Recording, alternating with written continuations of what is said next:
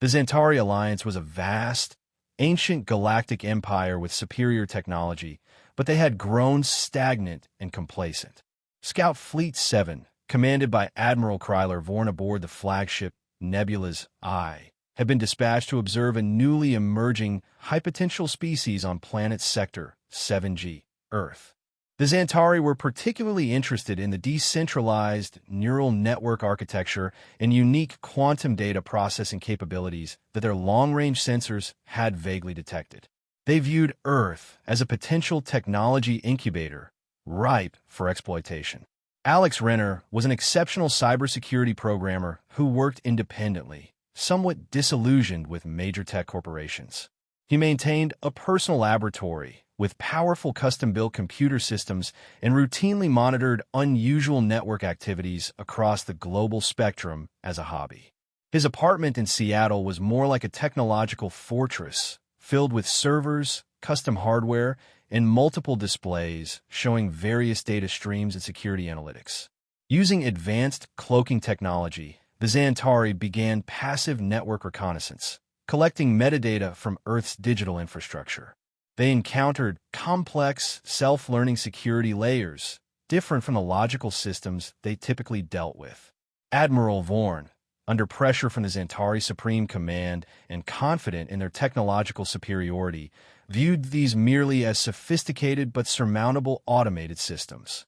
To expedite progress, Vorn ordered a more active infiltration into a major quantum physics research data center in Europe, believing it contained the key to Earth's technology. During one of his routine network scans, Alex detected subtle but clear traces of a non-human attack, unlike any malware or network espionage activity he had ever seen. "This is impossible," Alex muttered, his eyes narrowing at the pattern displayed on his main screen.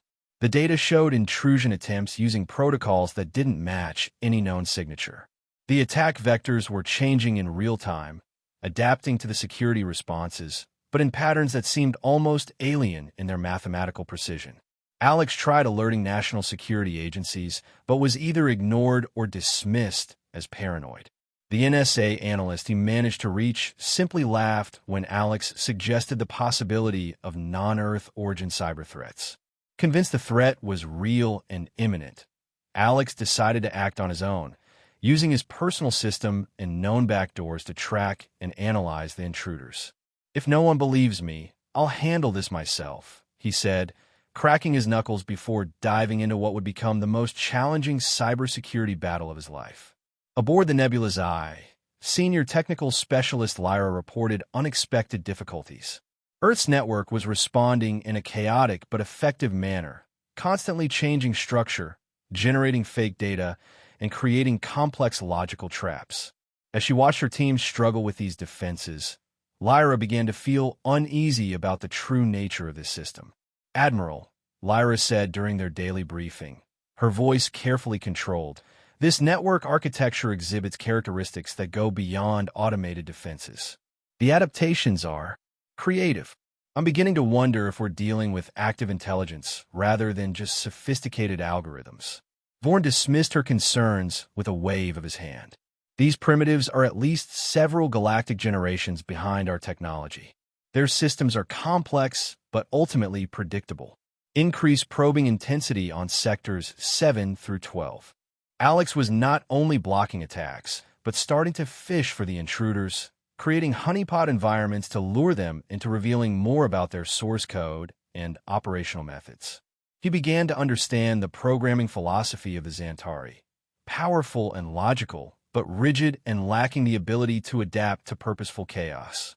They're using quantum entanglement for data transmission, Alex realized as he analyzed capture packets. But their error handling is deterministic. They can't process true randomness effectively. Tension escalated aboard the Nebula's Eye as Admiral Vorn grew increasingly impatient, pressuring Lyra and her team. Lyra expressed concerns that Earth's network seemed to be learning from their very attacks, but Vorn dismissed this, insisting it was merely complex automated responses. "We are not being outmaneuvered by primitive technology," Vorn snapped during a particularly tense meeting. "Your excuses sound dangerously close to incompetence," technical specialist. Alex achieved a breakthrough by successfully isolating and deeply analyzing a critical module in the Xantari infiltration toolkit. He discovered core control and communication protocols, and more importantly, several architectural vulnerabilities stemming from their absolute logic. He began writing exploit code based on these findings. Their systems are like perfect crystals, Alex explained to himself as he worked through the night. Beautiful, powerful, but if you find the exact resonant frequency. He smiled as his exploit code compiled successfully. They shatter perfectly along their own logical lines. Lyra's team believed they had found a weak path, a seemingly poorly protected data channel leading to what they thought was a central repository containing quantum secrets. They focused their resources on exploiting this channel, unaware they were walking into a trap. The data channel weakness was actually a specially designed pipeline created by Alex. As the Xantari attempted to accelerate data extraction, Alex triggered his exploit code, using the Xantari's own communication protocol and bandwidth to send a massive counterattack package, targeting the control systems of the Nebula's eye directly. Red alarms blared throughout the flagship. Screens displayed garbage data or system error messages in Xantari language, but with bizarre syntax. Lyra and her team watched in horror as they completely lost control of their tools. The connection to Earth's network was severed, but a strange digital entity had infiltrated the ship's internal systems. Full system shutdown now. Vorn roared as displays across the bridge flickered with incomprehensible symbols and control interfaces responded erratically. Unable to comply, Admiral, the ship's systems officer responded, panic evident in his voice. The override commands are being intercepted and modified before execution. Initially intending only to repel and lock the connection, Alex realized he had deep access to the Nebula's eye, positioning systems, sensors, weapons, and even internal communication channels and links to the Xantari fleet. He quickly made a decision. This threat had to be completely neutralized. Using his prepared exploit code and quickly improvising, Alex began disabling critical systems. The cloaking system malfunctioned, weapons targeting was locked, and the FTL drive was placed in a standby mode that couldn't be manually activated.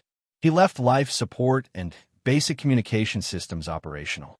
"I'm not a murderer," Alex muttered as he carefully coded around vital ship systems. But they need to understand they've picked the wrong planet to mess with. Admiral Vorn frantically ordered physical disconnections and manual system restarts, but Alex's code had self-replicated and hidden deep in the backup systems, continuously reasserting control. Lyra finally understood. They had angered a native digital intelligence, and it was using their own logic against them. "Admiral, our intrusion protocols have been reversed," Lyra explained, trying to keep her voice steady. "The entity isn't just blocking us. It's using our own communication channels to infiltrate our systems. It's learning from us, adapting to us." Alex sent a first message to the main screen of the Nebula's eye. Not a threat, but a perfectly rewritten piece of Xantari code, demonstrating his understanding and control. The wordless message, "Game over." Vorn, humiliated and with no other options, was forced to communicate with Alex through the basic communication channel still functioning.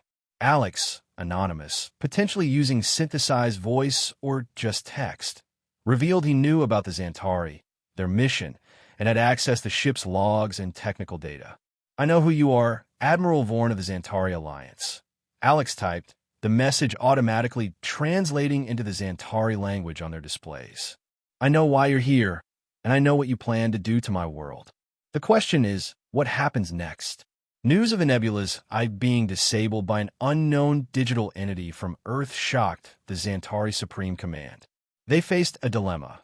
Attacking Earth could lead to war with an opponent of undetermined capabilities who might have already infiltrated their systems. Doing nothing meant losing face in a flagship. "This is unprecedented," First Strategos Theln of the Supreme Command said during an emergency council. "A species with no apparent FTL capability has compromised one of our most advanced vessels without firing a single physical weapon. To demonstrate his capabilities and create pressure, Alex selectively leaked some non-critical Xantari technology data, e.g., principles of super-durable materials, some medical applications, onto open scientific forums on Earth. This caused a global scientific and political earthquake, while signaling to the Xantari what he could do with their real secrets. He emphasized that he was acting independently in self-defense. The leaked information spread across Earth's scientific community like wildfire. Overnight, research teams around the world began analyzing and validating the mysterious data that had appeared simultaneously on multiple platforms. News agencies reported on sudden breakthroughs in materials science and medicine, creating a mixture of excitement and concern about the unexplained source. Recognizing that Vorn might make dangerous decisions, Lyra secretly attempted to establish private communication with Alex, using a subsidiary channel she hoped Alex hadn't discovered, proposing a peaceful solution and knowledge exchange. "This is technical specialist Lyra of the Xantari vessel," her message began. "I am communicating without Admiral Vorn's knowledge because I believe in peaceful resolution. We have much to learn from each other, and conflict serves neither of our interests." Alex's influence didn't stop at the nebula's eye. He used the ship as a relay station to probe the vast communication network of the Xantari Alliance. He discovered an enormous but vulnerable system due to centralization, outdated security protocols in some areas, and bureaucratic complexity. He began planting sophisticated, dormant backdoors in strategic network nodes of the Xantari. Their entire empire runs on essentially the same core protocols, Alex realized as he mapped the Xantari network. Billions of connected systems across thousands of worlds, and they're all vulnerable to the same exploit chains. It's security nightmare on a galactic scale. The Xantari Supreme Command, facing the risk of damage to the alliance-wide system and pressure from internal factions, was forced to accept negotiations. They sent a diplomatic delegation to the solar system, their ships closely monitored by Alex. "We must approach this with extreme caution," advised Elder Strategist Coven at the preparation briefing. "This human has demonstrated capabilities that challenge our understanding of their technological development. We underestimated them once. We cannot afford to do so again." Earth governments, now fully aware of the situation, sent representatives, but Alex was the one truly controlling the game, making demands through private communication channels or directly intervening in the negotiation process. The negotiations took place aboard a neutral Xantari vessel in Earth orbit, with video feeds to key government representatives on Earth. Alex remained physically absent but omnipresent in the systems, occasionally demonstrating his control by altering displays or adjusting environmental controls just to keep the Xantari delegates on edge. Alex's terms were clear: complete cessation of all Xantari activities in the solar system, signing a permanent non-aggression treaty, establishing a joint security monitoring channel, essentially allowing Alex, or an AI he created, to continue limited monitoring of the Xantari network. He didn't demand technology or territory, focusing only on security and preventing future hostile actions. "These terms are unprecedented," the Xantari chief negotiator objected. "You ask us to grant monitoring access to our sovereign networks while promising nothing in return." "I'm not asking," came Alex's reply through the ship's communication system. "And in return, your empire gets to continue existing without me exposing every vulnerability I've found to every rival power in your region of space." To ensure Xantari compliance, Alex performed one final demonstration, temporarily disrupting the civilian energy system on a remote Xantari colony for several minutes, proving his global influence. The Xantari were forced to accept all terms. The treaty has been implemented across all Xantari systems, the defeated chief negotiator announced several days later.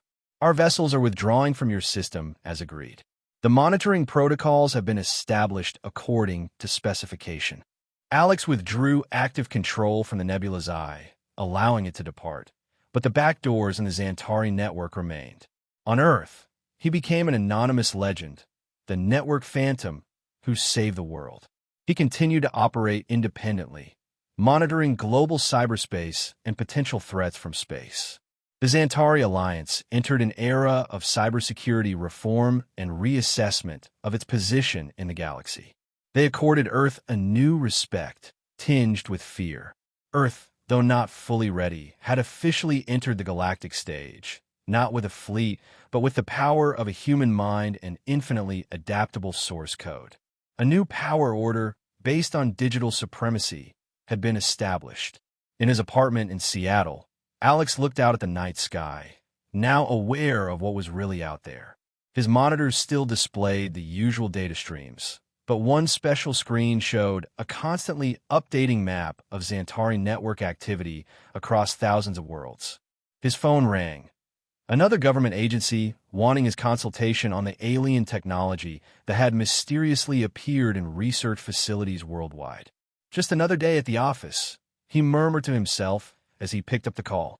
In the following months, Earth experienced an unprecedented technological acceleration. The carefully selected Xantari knowledge that Alex had released, though just a fraction of what he had obtained, sparked innovations across multiple fields. Quantum computing advanced by decades virtually overnight. New medical treatments began clinical trials. Materials that were theoretically impossible before became commonplace in laboratories around the world. Major powers initially scrambled to militarize these advances, but Alex had anticipated this. Using his network of backdoors, he subtly ensured that the most dangerous applications hit inexplicable developmental roadblocks, while beneficial technologies flourished.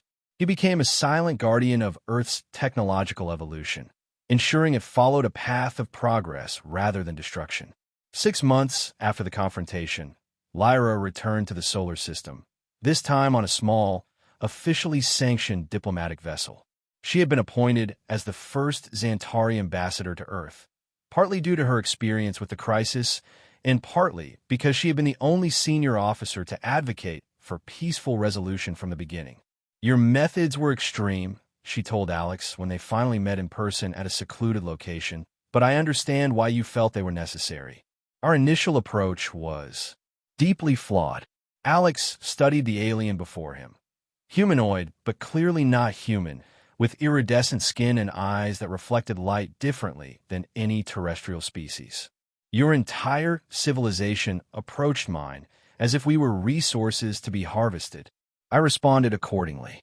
"That is changing," Lyra assured him. "Your actions have triggered significant reforms in our approach to emerging civilizations. Some factions are still resistant, but others see this as an opportunity for genuine exchange rather than exploitation." Their conversation lasted hours, ranging from philosophical discussions about the nature of intelligence to practical matters regarding the ongoing security arrangement. By the end, a tentative personal trust had formed, the first real bridge between their civilizations. Meanwhile, in the deeper reaches of the Xantari Alliance, not everyone had accepted the new status quo. A coalition of military hardliners and technological purists, led by a now-demoted Admiral Vorn, began working on countermeasures. They developed isolated systems, specially designed to resist Earth's chaotic programming methods, and plotted to eventually reclaim what they saw as their rightful place of superiority. What they didn't realize was that Alex had anticipated this as well. His dormant backdoors were not static. They evolved, learning and adapting even when unused. Every countermeasure the dissidents developed was compromised before it was even implemented, their supposedly isolated systems infiltrated through creative avenues they couldn't conceive of. 1 year after the initial confrontation, Earth officially joined a limited interstellar diplomatic network, with several neighboring civilizations establishing cautious relations. The planet remained largely the same on the surface. People went about their daily lives, mostly unaware of the true extent of their brush with alien subjugation or how close they had come to becoming just another harvested world in a vast empire. Alex kept his identity hidden, though a few key government officials knew the truth. He declined offers of wealth, power, or official positions, preferring to maintain his independence.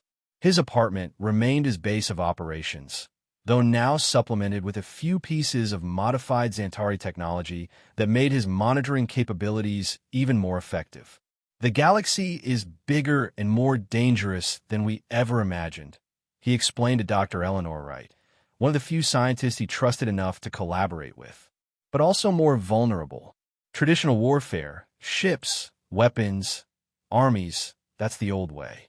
Information is the true battlefield now, and humanity has been fighting on it our entire digital history without even realizing we were preparing for something far beyond our borders. Dr. Wright contemplated this as she analyzed the quantum communication device Alex had modified for human use. Do you think they'll try again? The Xantari or others? Alex smiled grimly. I'm counting on it. That's why I haven't stopped watching. In the vast darkness between stars, messages traveled between worlds, carrying news about the small blue planet in a spiral arm of an unremarkable galaxy. Some carried warnings about the dangerous digital predator that had emerged there. Others spoke of opportunities for genuine exchange with a uniquely creative species. All agreed on one thing. Earth was no longer just another world awaiting discovery and exploitation. It had become a power in its own right, not through fleets or colonies or ancient technological legacies, but through the unexpected strength of a species that had evolved to thrive in chaos and turn adversity into advantage. A single human hacker had rewritten the rules of galactic engagement, demonstrating that in an increasingly connected universe, true power wasn't about the size of your ships or the age of your empire. It was about who controlled the flow of information, who could adapt fastest, and who understood that sometimes the greatest strength comes from embracing unpredictability. And in that arena, humanity was just getting started.